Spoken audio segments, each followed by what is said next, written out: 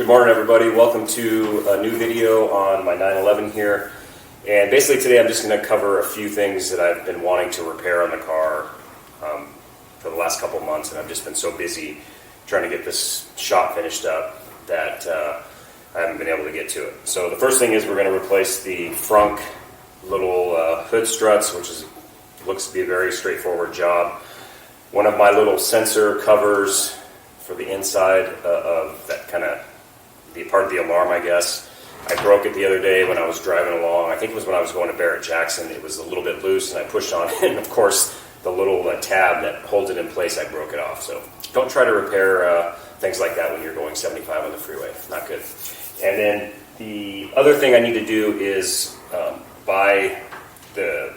in the center console there's a little piece of veneer that's coming loose on one side, so I just need to JB weld that back down. I had to do the other side when I first got the car. If you're not familiar with my vehicle, it's an 02 and it has 121,000 miles on it now. And then lastly, I'm going to show you, I finally got a new windscreen for the convertible, so when the top's down, the windscreen, you can put it up and it helps reduce noise. Always wanted one for the car. I found it on eBay for about 240 bucks, I think it was, $250 shipped, and comes with a bag and everything. It's in excellent shape, so I'll show you that. And if the camera looks a little bit weird, I'm trying something new today. If you've been following my channel the last couple of months, you know that I got the Insta360 OneX camera. So I'm recording this fully on that, including the audio, and I just want to test it out and see how it works. When I'm doing some of the repairs, I'll probably use my GoPro as well to maybe get some close-ups. But for the most part, it's going to be shot on this camera. So let me know what you think down below, how the audio is, etc., and we'll go from that. I'm also doing backup audio on my H5 recorder. So enough rambling on. Let's get to the 911 and fix that up. And then at the end, if you're interested, I'll walk around with the 360 camera and you can take a look at how the shop's coming along. Let's get going. So here are the parts we're dealing with today. Basically, this is that little interior sensor lens cover I was talking about, and that's the little tab I broke off while I was trying to put it on. JB weld for fixing the little veneer, which I'll show you, and then these are the little hood struts for the front area. And this is the part number. I'll put that down in the description, as well as the part number for this. So let's take a look at the veneer real quick, and I'll show you what's going on there.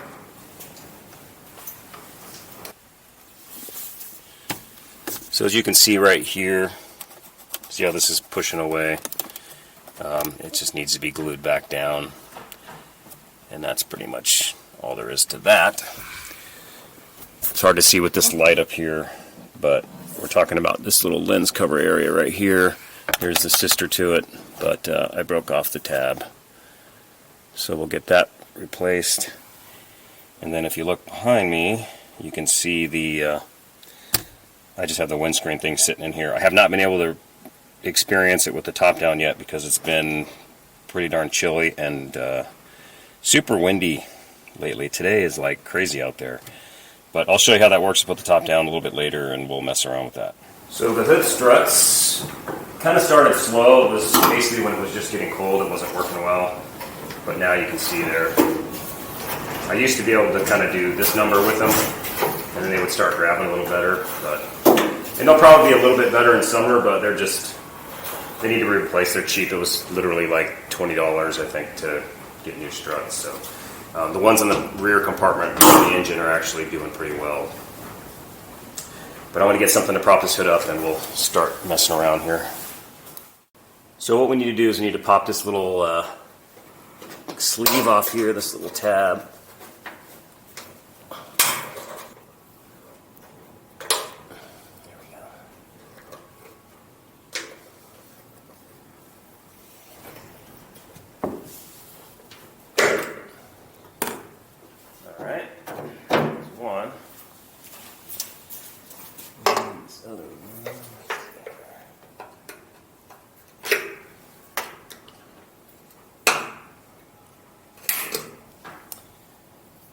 There's a little slot right here that hopefully you can see. You just basically put your screwdriver under there and just pop that, and then they just pop right out.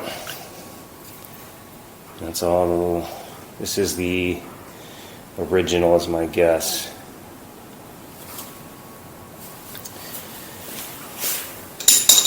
when you put them back on,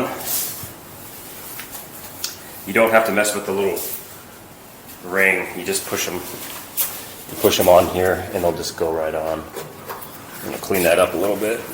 Maybe put a dab of grease on there.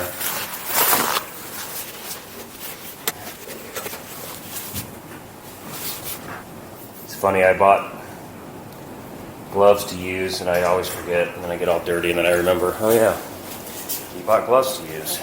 So apparently these just pop back on.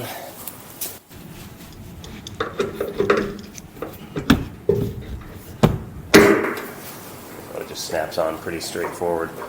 This guy will just lift up the hood a little bit.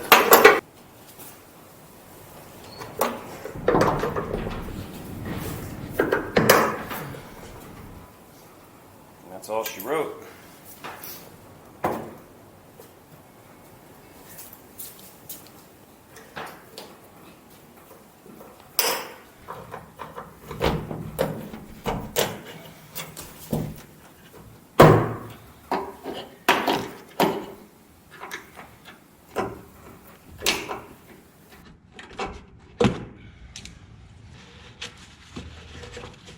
Give you a nice little close-up of what that little ball looks like, and the one up here.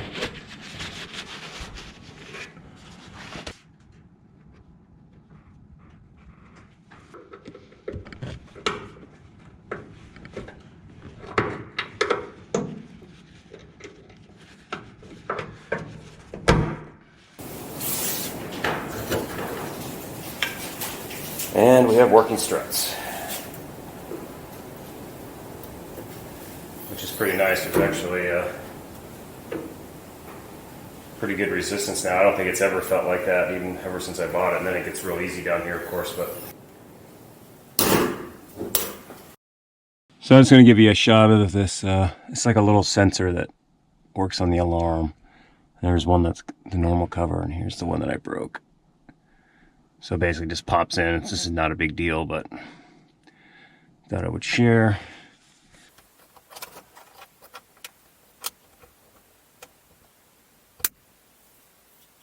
This clicks in like that.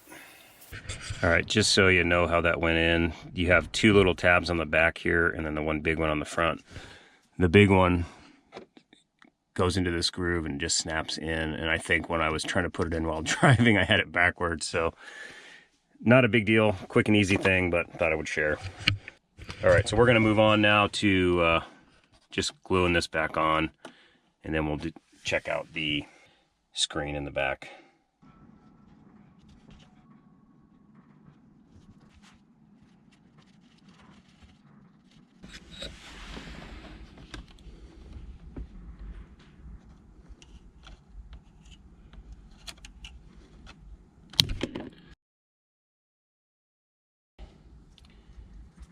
Well, as you just saw there, I just snapped this, which is really unfortunate. So I'm going to try to devise a plan here to make it look nice when I glue this part back on, because I imagine trying to find something, a replacement part like this would be nearly impossible at this point. But I really didn't pull it out very hard, and it's just very fragile. I mean, it is 18 years old and lived in California, now in Arizona, so it's been warm. But I'm gonna go see what I can figure out here.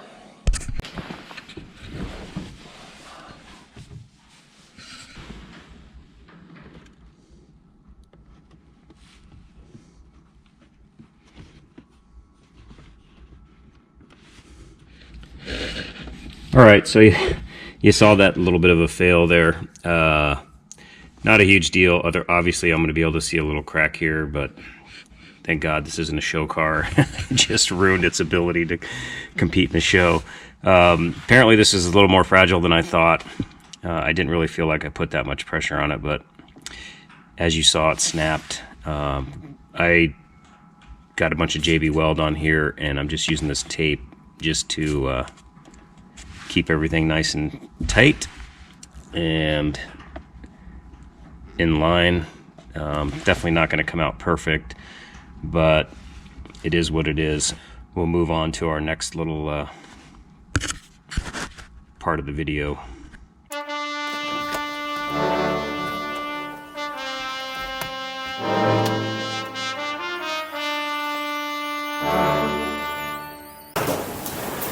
here's a look at the windscreen, and I'll probably just do a short video on how to install this. I won't do it on this video, but it's very simple.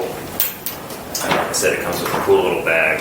I've been leaving it in the car because I'm looking for a chance to actually use it, but it's been so cold and windy that I really haven't had the ability to do so. So I'm just leaving it in here for now. It goes in and out very simply, and I'll do another video that'll probably only be about 1 or 2 minutes on how to install this thing. I'll show you the bag that it came with. But I've been wanting one of these for a while. This car is actually, I've had other convertibles over the years. This car is actually amazingly quiet. Even on the freeway at speed, inside the cabin here, you can listen to music, you can have a normal conversation without screaming. So I'm hoping this will make it even better.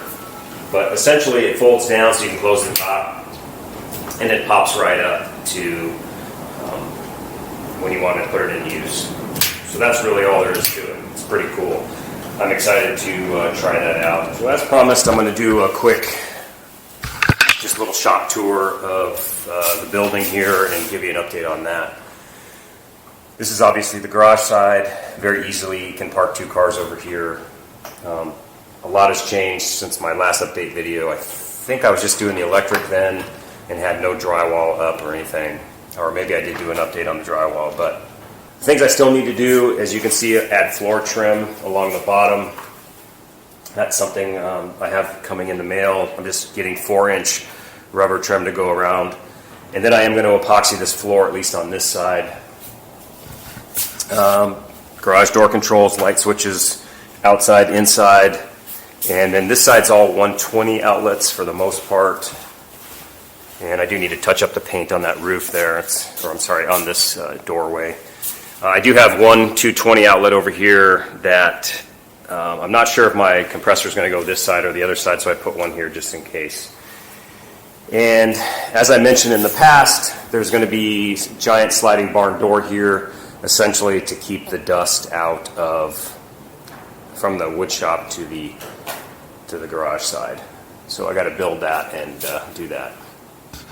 There's the other 220 on this side. Forgive the mess, and believe it or not, it's actually way better organized and cleaner than it was. It was been kind of a disaster in here. Light switch. This is the walk door that basically goes just to the side of the house. Probably won't use this very often. On a day like today when it's so windy outside, I've got both the doors closed, so I've been going in and out of here. Basically just switches outside lights, inside lights. These goofy looking holes here will be where windows will go eventually. Not exactly sure when I'll have those put in, but that is the plan. We've talked about that before. And then just this rear door that allows me to drive through. So having this door also will help me, depending on how I put my table saw, what direction, it's going to be, I'll be able to move it around, but it'll make it easier to push 4x8 pieces of plywood through if I need to turn it this way. Anyway, that's about it for now. Next time you see this, I'm hoping it'll be nice and organized, and I'll actually be doing some wood projects back in here. But for the most part, things are wrapping up, which is nice. I have a lot of just kind of little cleanup things to do. Also need to do the little baseboards in this area. And I haven't decided 100% if I'm going to do an epoxy floor over here as well, but I am going with just the basic Rust-Oleum epoxy floor that I've used in the past that actually did really well at my other house, so I think that'll be fine.